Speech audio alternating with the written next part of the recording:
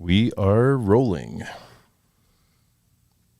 All right. Happy Sunday night, everyone. Welcome to The Next Gen. I am your host, Danny Define, and we have so much to get into. Big show tonight. It's tough. We're 29 days away from the election, and it's tough to really even consolidate talking points for the show here because there's so much going on. I feel like we are just hurtling now towards November 5th, and we're facing so much turbulence, not only here at home in the United States, but abroad with the situation escalating in the Middle East. Of course, we still have Russia, Ukraine. We have this devastating hurricane that has left thousands, hundreds of thousands of people, millions of people without power for over the last week with Hurricane Helene down in the southeast. But we are in the home stretch here. Like I mentioned, 29 days until the election. And if you think it's bumpy now, tighten that seatbelt a little bit tighter because it's going to be in October for the history books, I believe. We're already seeing that, Jerome, 6 days in now? Yeah, this is really ramping up now. It is. And like I said, we got a lot to get to tonight on the show. We're going to talk about the InfoWars. You probably saw this last week, but George Soros, the FCC, just fast-tracked his purchase of over 220 radio stations across the country. News Talk STL is not one of them. This is Soros-free radio, but there are many conservative radio stations that the Soros fund, the Soros conglomerate just purchased, and that was all due to the FCC fast-tracking this. 220 radio stations that reach over 165 million Americans. So we're going to talk about the InfoWars going on because that really is the most crucial piece, I think, Jerome, is the battle for information and what people consume. Because right now, with information pouring out at the speed of light and so many things going on, it's easy to feel confused. It's easy to feel overwhelmed and, what's true and what's false. And that's what we try to do here at The Next Gen, Jerome. We try to give people the unfiltered truth and give them the facts and then let them form their own opinion. So we're going to talk about the InfoWars. We're going to talk about this escalation, like I mentioned, in the Middle East between Israel and Iran.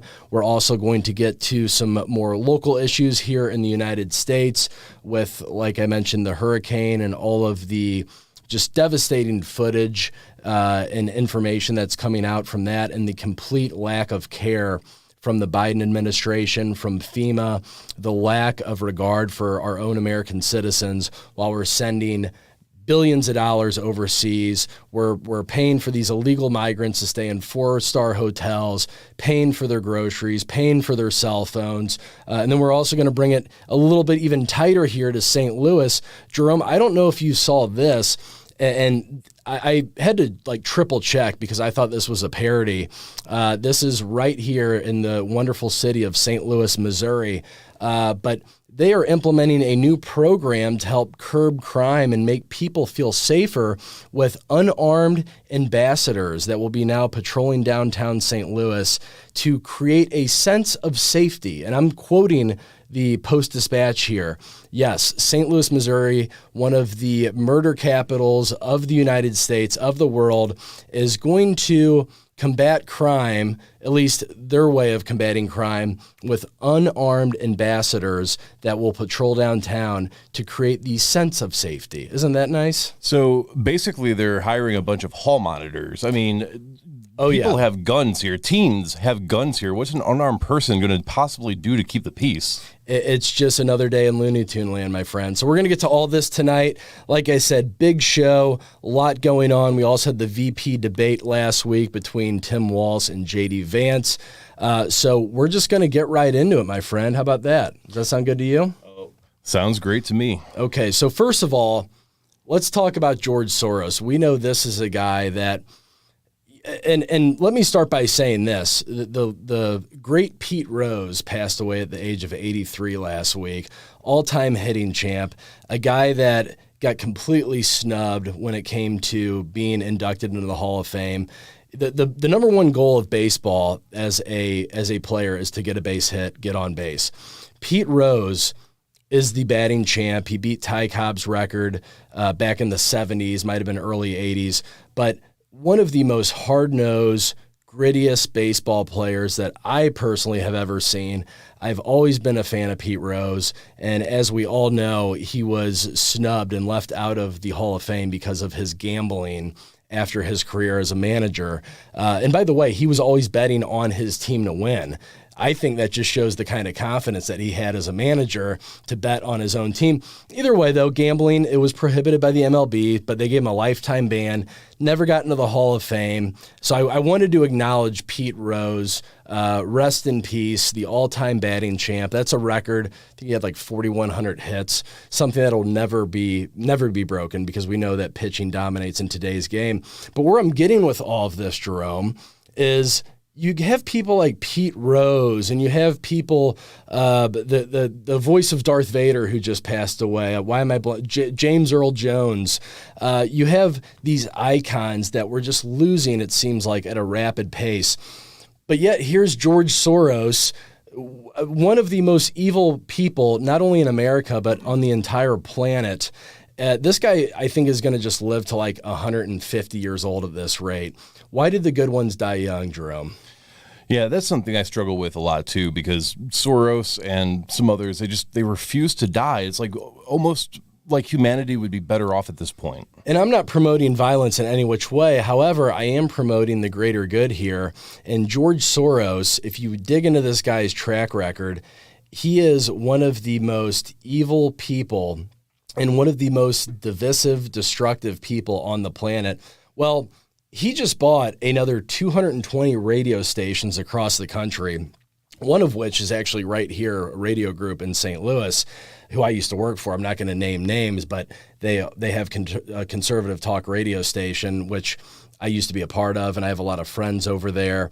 And no knock against those people individually, but whenever a guy that's as far left and radical as a George Soros buys 220 radio stations that have a reach of over 165 million Americans, what do you think he's going to do with those stations that he now owns to keep pushing his left-wing radical agenda that continues to just decimate our society here in the United States?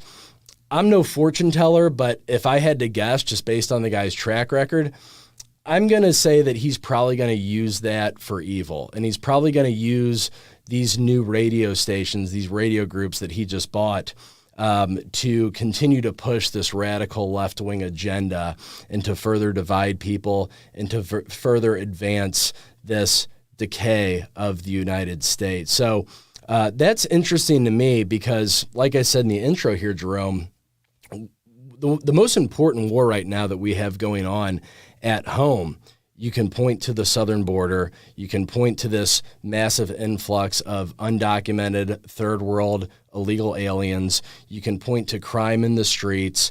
But really, it's the war on information at the end of the day.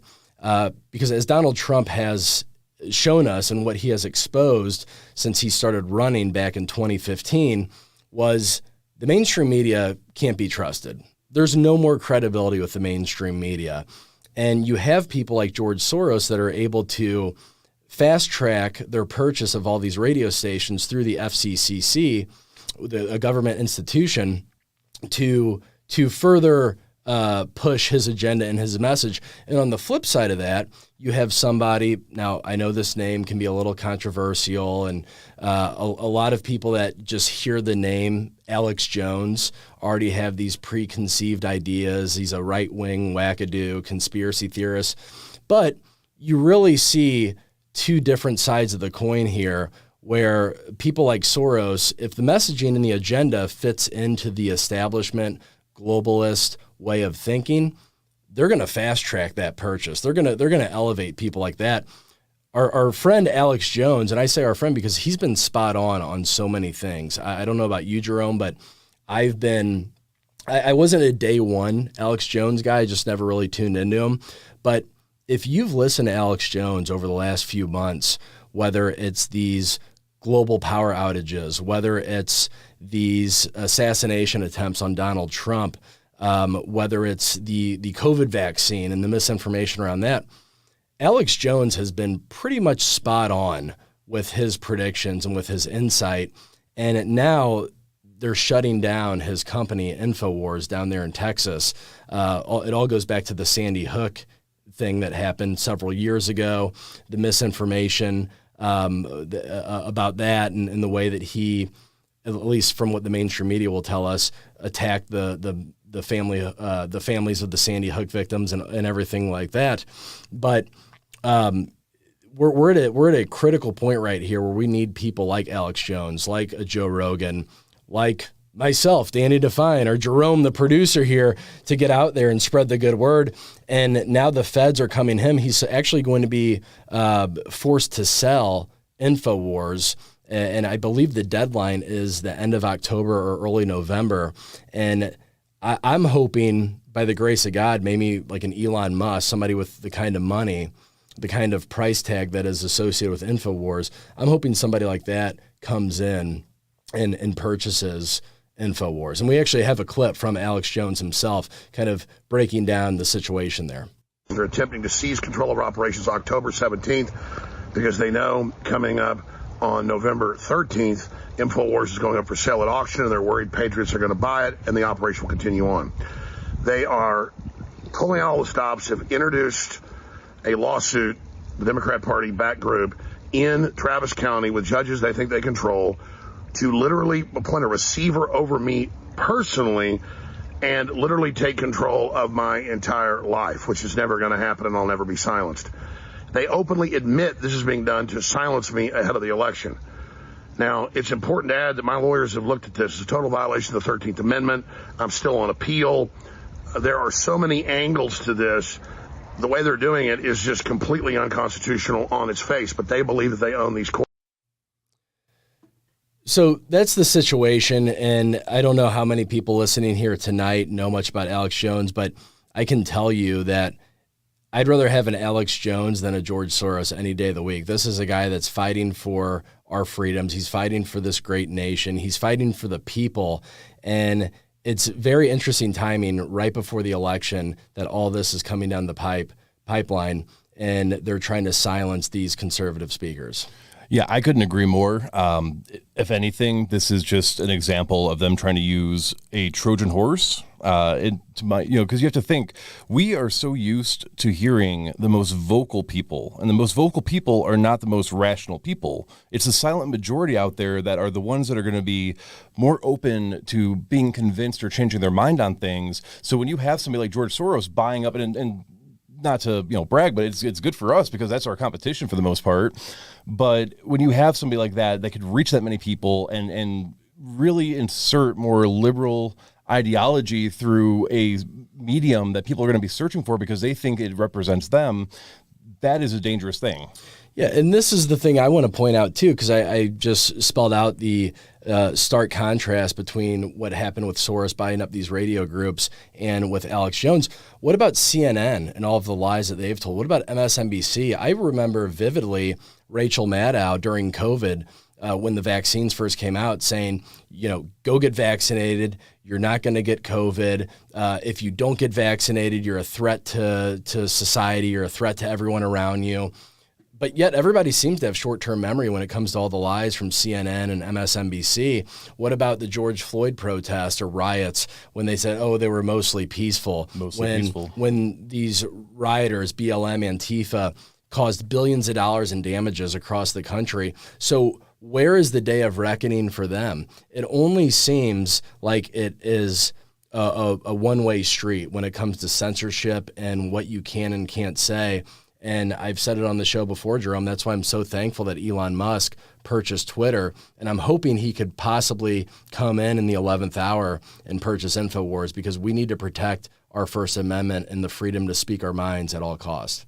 Yeah, and I think a lot of people are starting to wake up to that point. Elon Musk, you may have disagreements with him philosophically or, with the way he conducts his business, but at the end of the day, Twitter was confirmed to have been being influenced by our own government to censor people. A federal judge called it a clear violation of the First Amendment. He steps up and he pays the fine or the fee to keep it, and then he opens it up to free speech. He makes it a platform for all of us to be able to share our ideas. And so somebody like George Soros coming in and buying out InfoWars, even if you disagree with what Alex does there, Alex Jones does there, that should be a major red flag wake-up call of what is going on and why is the left so dead set on censoring anything remotely right-wing. Well, and that's the thing. And we're going to use our First Amendment rights here, Jerome. We're going to keep fighting the good fight here because next segment I want to get into my thoughts on this escalation in the Middle East, what we're seeing right now with Israel and Iran. Now, as we all know, Israel is going into Lebanon. This is what I like to call the second phase of this larger Middle Eastern conflict, and something that we need to be extremely concerned with. So we're going to unpack that here. Come right back. You're listening to The Next Gen with Dan Define.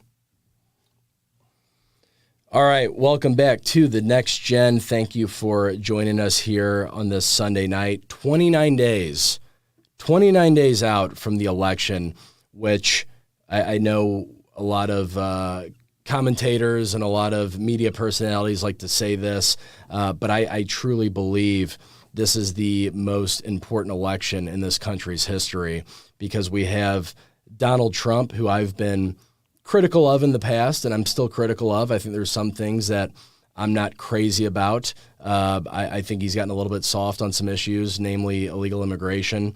I don't know if you saw this, Jerome, but he doubled down on his statement. This was in an interview, I believe it was with the New York Post last week, talking about any illegal immigrant coming into this country that goes through college, even a community college. He wants to staple a green card on the diploma. Did you see that?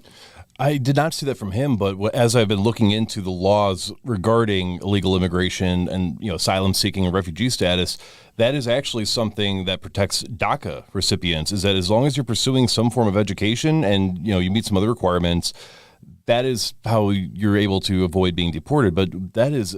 He wants to give green cards to college recipients or college diploma recipients? Yeah, I brought this up about a month ago when he first announced this. It was on a Zoom call. I don't know who he was with, but he was on a Zoom call with several different, I believe it was entrepreneurs, business owners. And he said verbatim that if you are an illegal immigrant, but you come here and you go to college, even if it's a 2-year community college, we're going to staple a green card on your diploma so you can stay. Vastly different than the Donald Trump that was running in 2016. So, again, there's certain things with Donald Trump that I'm not crazy about. However, when you look at the other option in Kamala Harris and the radicalism and the incompetence that she brings, I think it would completely fast track the fall of the United States if Kamala Harris were to be elected here in November. But another thing, too, that I feel like Kamala Harris would do a much worse job on is this conflict in the Middle East, because under Donald Trump, as we all know, relatively peaceful from a global point of view, no ongoing wars. We had relative peace in the Middle East. And now what you're seeing under this Biden administration, as we're on the final few months here of the Joe Biden presidency, is this rapidly escalating war in the Middle East. So Iran fired over 200 ballistic missiles into Israel. This was on Monday last week, and this was in retaliation for Israel killing one of the leaders there of Hezbollah, Hassan Nasrallah. They took him out in an airstrike in Beirut a couple weeks ago. So Iran retaliates, sends over 200 ballistic missiles. The Iron Dome did a decent job of deflecting and blocking many of those missiles. However, some did land in Israeli territory. But now you have, and this is such a deep conversation here, and it's very complex to understand the foreign relations, especially in the Middle East. But what I have said from the beginning, ever since October 7th, you had the attack from Hamas. Israel retaliates by going in and just basically flattening the Gaza Strip, trying to take out all of the Hamas leadership, flatten Gaza to the point where it looks like an apocalyptic type area right now. I mean, the scenes are just horrific. But I knew that there was something bigger at play here and that Israel was going for broke. And now we're seeing that because we're seeing Israel launching rockets into southern Lebanon. We saw the beeper attack, the pager attack, targeting Hezbollah leaders, which by all means, get rid of them. Hey, you know what? If that's Israel's prerogative and they want to go wipe out Hezbollah and they want to go wipe out the Houthis in Yemen, and they want to wipe out Hamas, you're not going to see me shed one tear over that. I say let Israel have at it. Where I'm a little bit different than a lot of, let's say, quote unquote, conservative right-wing commentators, I don't want the United States getting involved in another endless war in the Middle East. And I think that's exactly what is happening here. Phase one was the retaliation against Hamas, just obliterating the Gaza Strip. Phase two now is going into southern Lebanon in this war on Hezbollah. Now, I feel like this is phase two of a three-phase war, and Israel's not really even shy about admitting this, that once they eliminate Hezbollah in Lebanon, it doesn't end there. They're going for Iran. They want to topple that administration in Iran, that regime. And by the way, the Iranian citizens are vastly in favor of a new regime. It's something crazy, like 80% of civilians in Iran don't want that current regime in place. So Iran is really in a rock and a hard place, I believe. You know, they launched over the missiles, like I said, last week in retaliation for Israel killing one of the Hezbollah leaders there, Hassan Nasrallah. But I believe with Israel pushing the envelope here, going into Lebanon, eventually making their way over to Iran, going through Syria, it's going to draw the United States into this war. And that, to me, as an American first, American only guy, is something that I don't want any part of. And that's such a great point, because on the one hand, what we've been seeing with our own border domestically, we keep finding people that are here illegally that are actually being confirmed members of these various, terrorist groups such as ISIS and such. So in a way, they're helping to squash that. They're taking care of the issue over there. But if we're lucky, maybe it's a three-part war. Otherwise, look at what happened under the Bush administration. We were just supposed to get in there and get Saddam, get in there and get Osama, and take care of the Taliban. We've heard this song and dance before. Exactly. So that's where it gets concerning, because at the same time, yes, it is in our nation's best interest to take care of some of these groups, and it might be a good way of improving relations with Iran if Israel goes in there, takes out the administration, and then allows for them to figure out and rebuild themselves. But the looming issue is some of the rhetoric coming out of Israel it sounds very expansionist. And then on top of that, Iran said that if Israel tries to retaliate for the what I would call a failed missile barrage, then they are going to try to push back even harder. And even if we don't have boots on the ground, people are being neglected that are suffering the effects of that hurricane that hit.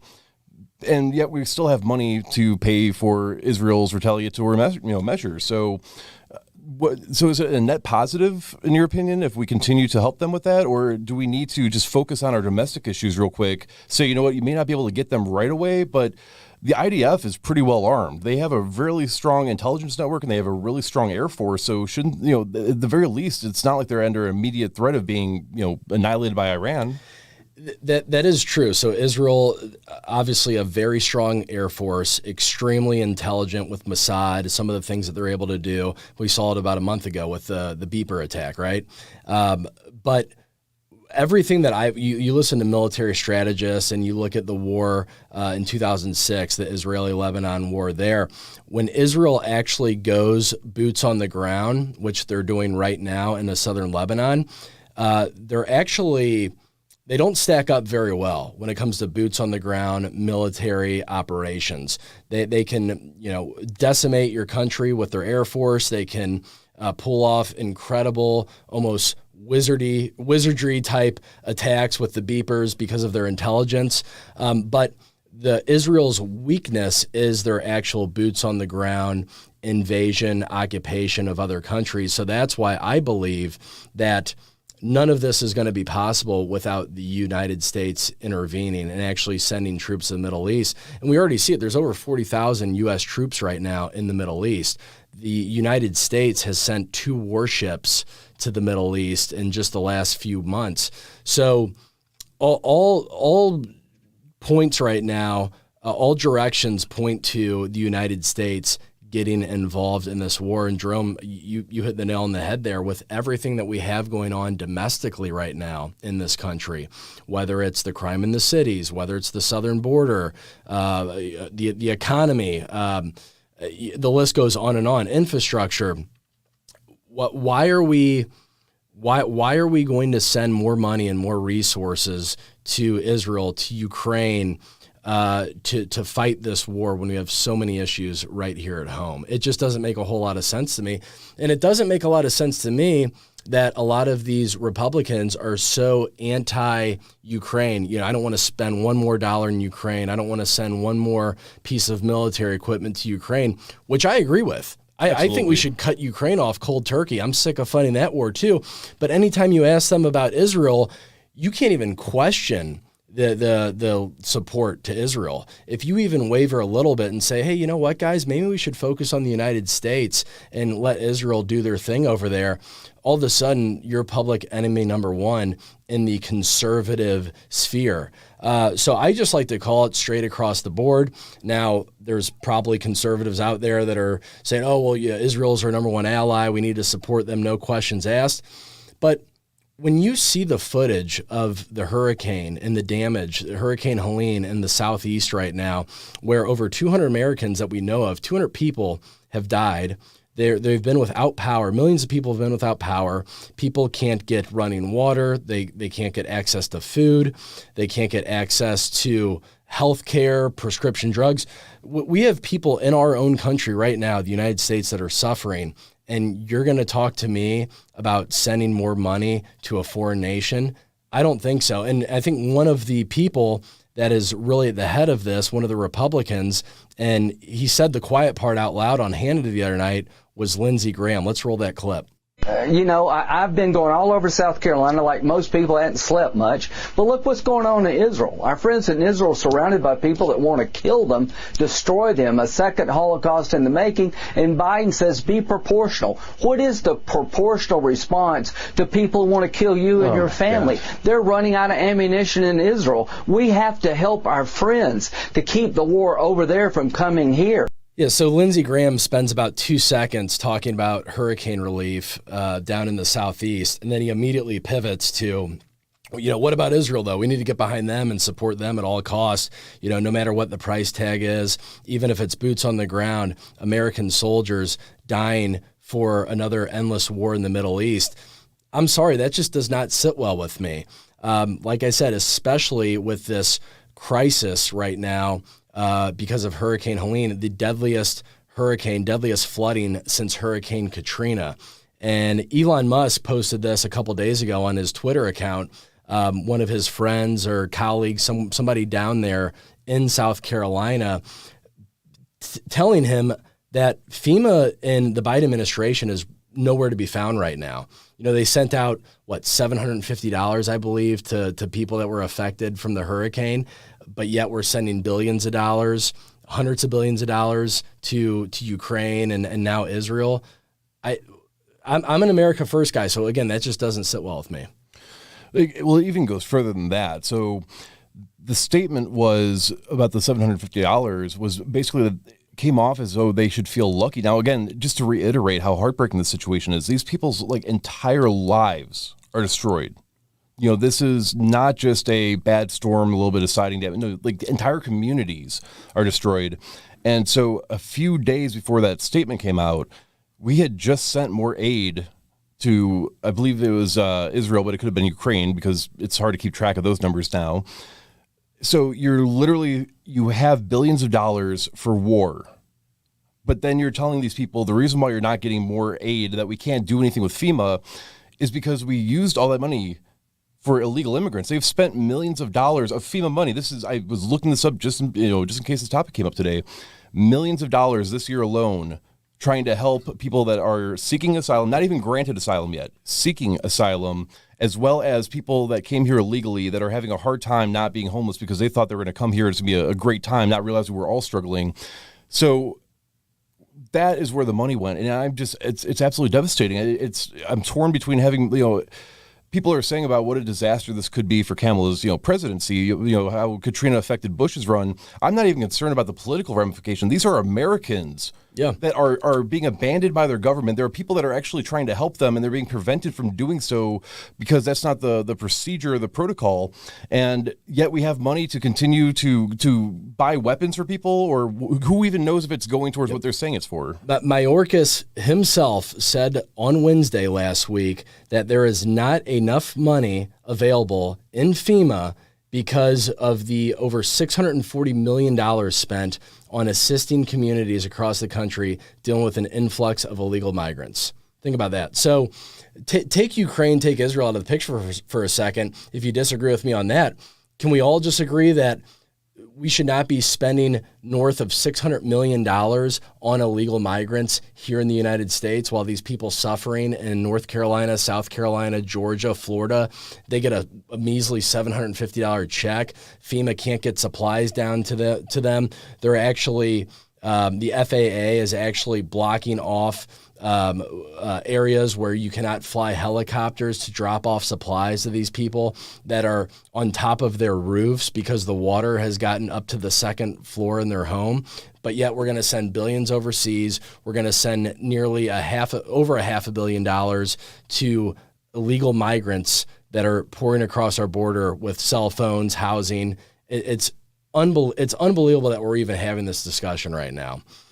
Well, that's enough on that. We're going to come back after this break here. And next I want to talk about what's happening here locally right here in St. Louis with this new ambassador program that they're rolling out to give us the sense of safety in downtown St. Louis. Come right back. You're listening to The Next Gen with Dan Define. Welcome back, everybody. Happy Sunday. You're listening to The Next Gen with Dan Define. I'm your host, Dan Define. And this is a critical point that we're at right now, 29 days away from the election. Donald Trump, Kamala Harris. We had the VP debate last week, too, with J.D. Vance and Tim Walz. I don't really think there was I thought J.D. Vance did a tremendous job. He's an extremely sharp person. That was the first time that I actually sat down and watched an entire debate with him.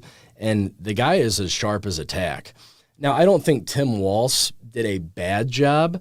At the end of the day, though, Jerome, it's Trump versus Kamala. That's what I don't really think. Just like the last debate with Trump versus Kamala, I think people are so in their camp right now. They're so deep in their beliefs and their, let's just call it their tribe, that I don't really think much of the debate, especially the vice presidential debate. But it did kind of take me back to a time where I guess we could call it even pre-Trump, where it was pretty civil. I thought there was pretty civil dialogue between the two. I heard that from both sides, Republicans and Democrats, that even Tim Walz, he sounded nice on the debate stage. We all know he's a total weirdo, and he's Tampon Tim, and the way that he has governed Minnesota during his administration has been pretty horrific, and we can drill holes into that all day.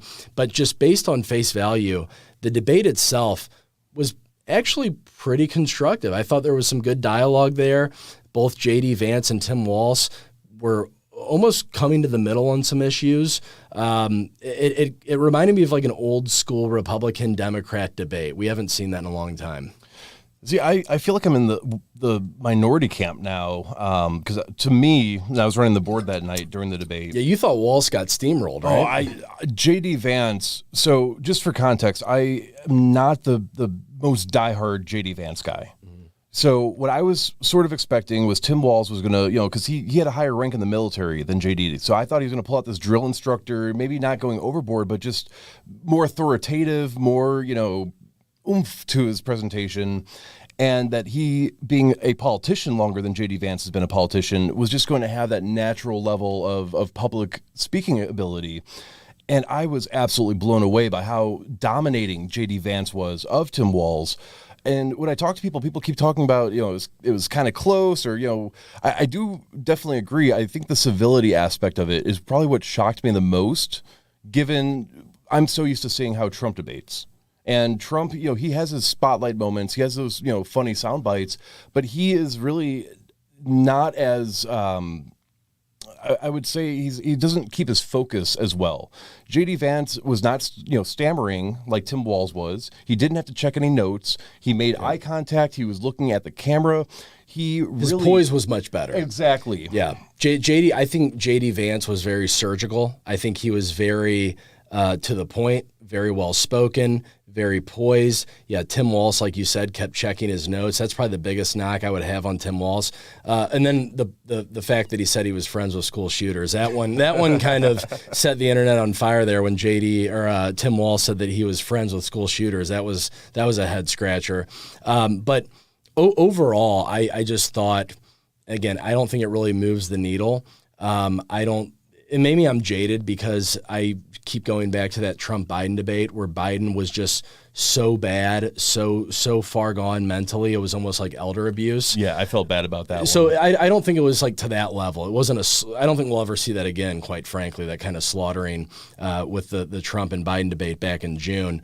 But it was kind of refreshing. Again, knowing Tim Walz, knowing his policies, knowing that he's not a good person, not a good leader, not a good governor.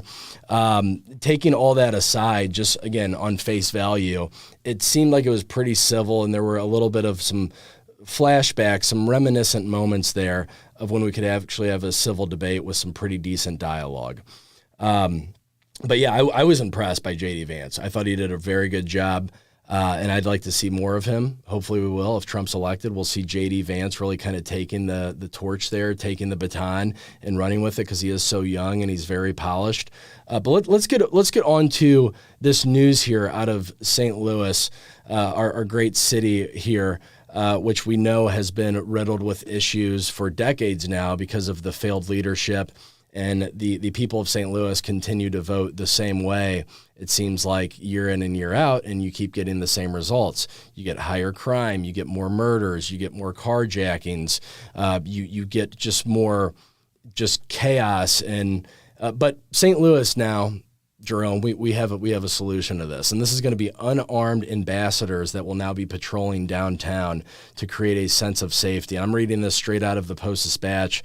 This was on Thursday last week. They posted this.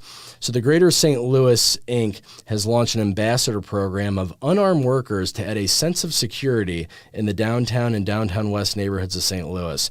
The group announced it will invest $5 million in the program over 3 years, hiring 16 people to walk, ride bikes, or patrol the areas between 6 a.m. and 11 p.m. The city official said that the move was the latest attempt to convey a perception of safety in downtown that has struggled since the COVID-19 pandemic with a reputation for reckless driving, shootings, and mayhem. I don't know about you. I've been in St. Louis a lot longer than 2020 during COVID. This stuff's been going on for decades in downtown St. Louis. So the crime statistics for the city's downtown and downtown west neighborhoods show that while murders during the January through August period jumped from 3 to 2021 to 10 in 2024, many other violent and property crimes have been dropping. Reported aggravated assaults, rapes, robberies, burglaries, and getting all tongue-tied here, and motor vehicle thefts are all down year over year. So these ambassadors will be headquartered inside the Keener parking garage, will check on businesses, report minor ordinance violations to the police, and escort pedestrians and provide medical help. They'll wear uniforms but carry no weapons.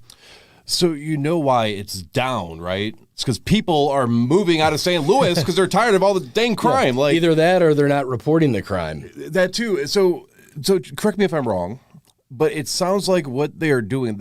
I heard the term $15 million, right? So they are hiring 16 unarmed people. $5 million. $5 million, my mistake.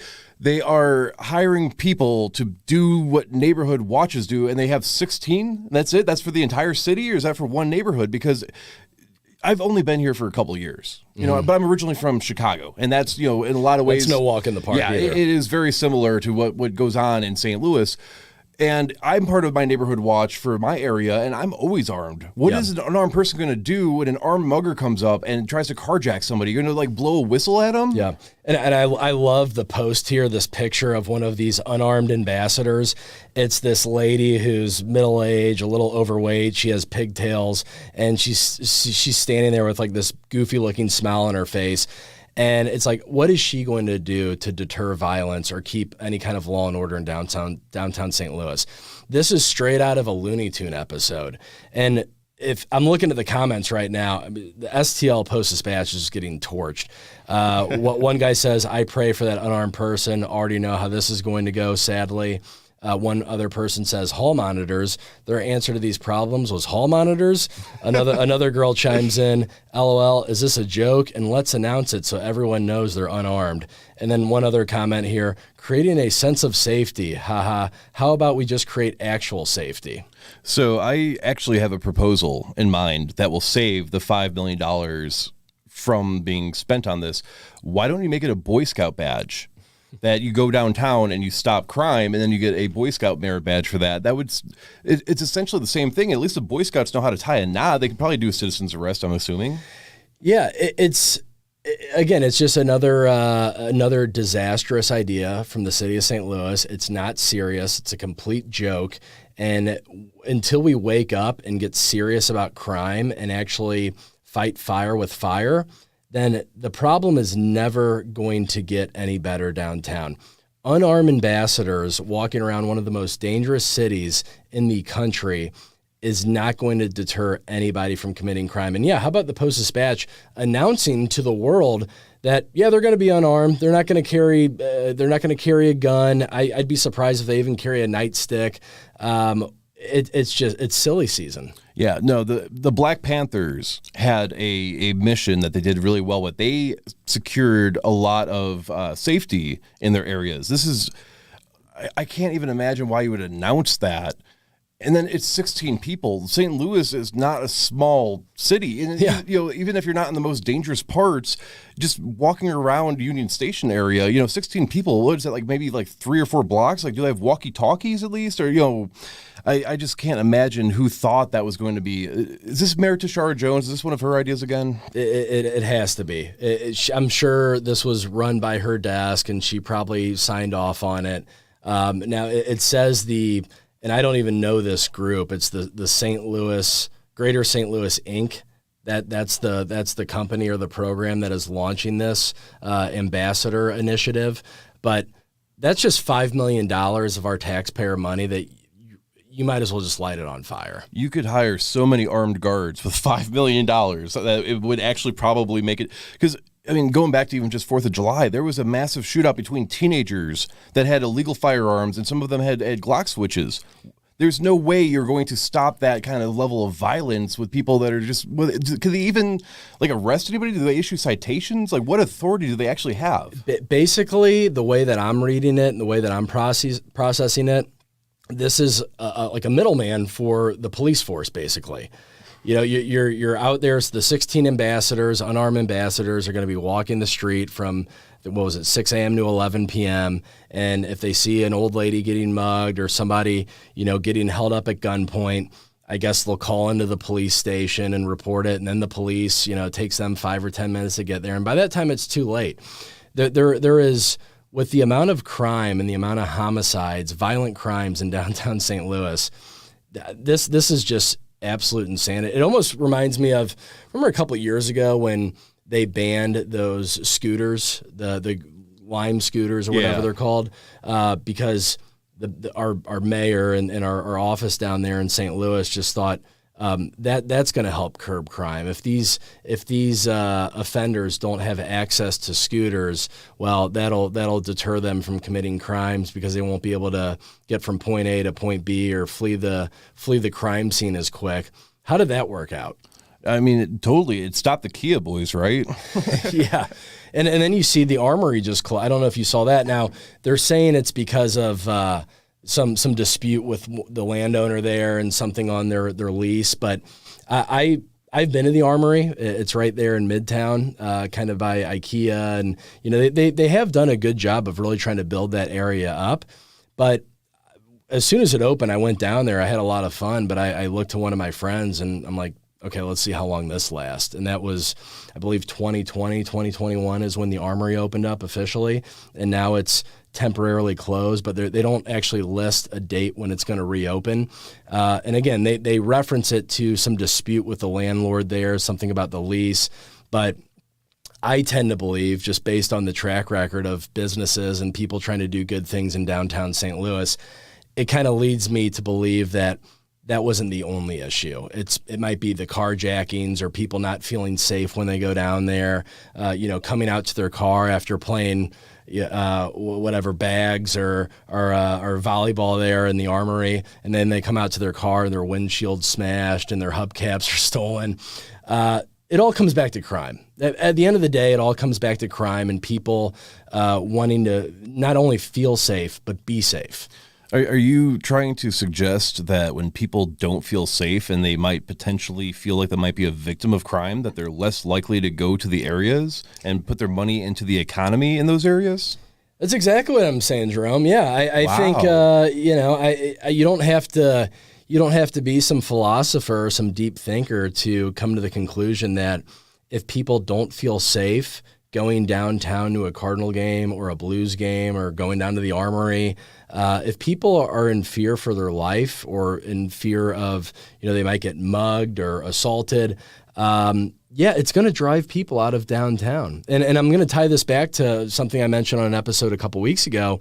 This was also from the Post-Dispatch, how, remember, they were doing cartwheels because they said this influx of Haitian, Venezuelan, Afghan migrants. St. Louis was actually the number one metro city that had the biggest growth in population from foreign-born citizens. And the Post-Dispatch was just championing that, saying, oh, this is great. Like, this is going to be just like Springfield, Ohio. Isn't that so great? We know what's going on in Springfield, Ohio. Instead of trying to import a bunch of third world migrants that are mostly unvetted to help, rejuvenate the city, why don't we get to the root cause, which is being tough on crime and cracking down and getting actually serious about the happenings of downtown so people can feel safe to go attend a baseball or a hockey game or a concert. Yeah, absolutely. I mean, like I said, well, on the Dr. Tobler show, for those that listen to us Saturday morning, not to self-insert, but, following the crime statistics that are flowing in from other states that allow not just legal immigrants, but, that are harboring so many illegal immigrants, kidnappings are a big thing that people are worried about. So when it comes to seeing what we're seeing, it seems like the cycle of St. Louis and other big democratic cities is people finally get fed up with feeling unsafe. And a lot of these places, I mean, thank God Missouri is a constitutional carry state, but I know that Mayor Tashard Jones wants to enact stricter gun control to kind of quote unquote combat this stuff. So if you can't protect yourself, and these 16 unarmed people are definitely not going to stop at kidnapping, people are going to flee. Well, now you're losing money, you're losing revenue. Sometimes tourism's affected. So what do? You import more people. And that cycle continues. And I am I crazy? Because that seems to be the St. Louis playbook. That seems to be the California playbook. The country's playbook, actually. Democrats, this entire show, we just took it from a macro scale, talking about how ridiculous it is with all of the money pouring out of the United States to fight these foreign wars and to take care of migrants that are coming through the southern border. And we basically chiseled it down to the own corruption right here in our backyard in downtown St. Louis. So it speaks volumes of where we're at right now. It's truly silly season. And we have people that are in charge, that are in these positions of power, that don't have the country's best interests in mind, that don't have our city's best interests in mind, and we need a radical change. Well, that's why I'm so thankful that we have people like Danny Define who are trying to lead the next generation. I'm trying, Jerome. I'm trying. We're going to be fighting the good fight, though, every single night here, Sunday nights on News Talk STL, 29 days out into the election. Time to buckle up, folks. Let's get serious. Let's really dig in. It's going to be turbulent, but you got to keep the faith. And I know that's what I'm going to do, Jerome. I'm going to keep the faith. I'm going to keep here fighting and speaking out against this stuff. And we'll talk to you next Sunday right here on The Next Gen.